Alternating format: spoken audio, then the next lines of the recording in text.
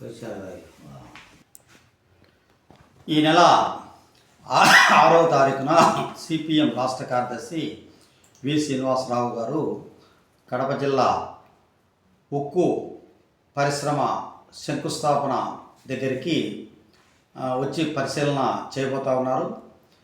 రాష్ట్ర విభజన చట్టంలో రాష్ట్రపతి ఆమోదంతో ఆమోదించినటువంటి కడప ఉక్కు ఫ్యాక్టరీని ముగ్గురు ముఖ్యమంత్రులు 4 దఫాలు శంకుస్థాపన చేశారు. ఇప్పటి వరకు ఎటువంటి పురోగతి లేదు.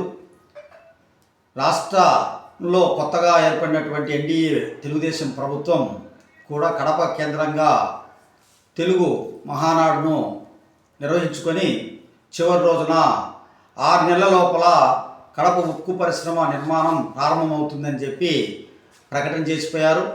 6 నెలలు కూడా అయిపోయింది. ఇప్పటి వరకు ఏం పురోగతి లేదు. కాబట్టి కడప జిల్లా ప్రజలను ముగ్గురు ముఖ్యమంత్రులు 4 సార్లు శంకుస్థాపన చేసి మభ్యపెట్టి ఓట్లు వేయించుకొని అధికారంలోకి వస్తున్నారు తప్ప కడప జిల్లా ప్రజల ఏకైక ఆకాంక్ష అయినటువంటి కడప ఉక్కు పరిశ్రమ నిర్మాణం మాత్రము ప్రారంభించడం లేదు. ఇందులో వైసీపీ టీడీపీ అనేటువంటి తారతమ్యం లేదు. ఇద్దరూ కూడా ప్రజలను మోసం చేస్తున్నారు. రెండోది, కర్నూలు కేంద్రంగా బీజేపీ కర్నూలు డిక్లరేషన్ పేరుతో, రాయలసీమ డిక్లరేషన్ పేరుతో కేంద్రంలో నరేంద్ర మోడీ ప్రభుత్వం 3వ దఫా అధికారంలోకి వస్తే కడప ఉక్కు ఫ్యాక్టరీని నిర్మిస్తాము, కేంద్ర ప్రభుత్వం ఉక్కు పరిశ్రమల సేల్ ఆధ్వర్యంలో అని చెప్పి డిక్లరేషన్ ఇచ్చారు. అది కూడా ఇచ్చి ఇప్పుడు మళ్ళా 3 సంవత్సరాలు కావస్తూ ఉంది.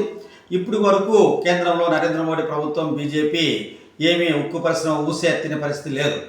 కాబట్టి కడప ఉక్కు పరిశ్రమను తాస్కారం చేయడంలో, నిర్లక్ష్యం చేయడంలో, దాటవేయడంలో, దాన్ని నిర్మించకుండా పక్కన పెట్టడంలో బీజేపీ, టీడీపీ, వైసీపీ ముగ్గురిది ఒకటే వైఖరి అనేటువంటిది సిపిఎం ఆరోపించదలుచుకునింది.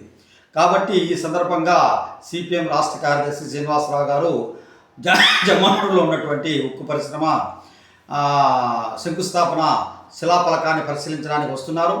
జిల్లా ప్రజలందరూ కూడా దీనికి సహకరించాలని చెప్పి సిపిఎం జిల్లా కమిటీ తెలియజేస్తూ ఉంది. జి చంద్రశేఖర్, సిపిఎం జిల్లా కార్యదర్శి, కడప.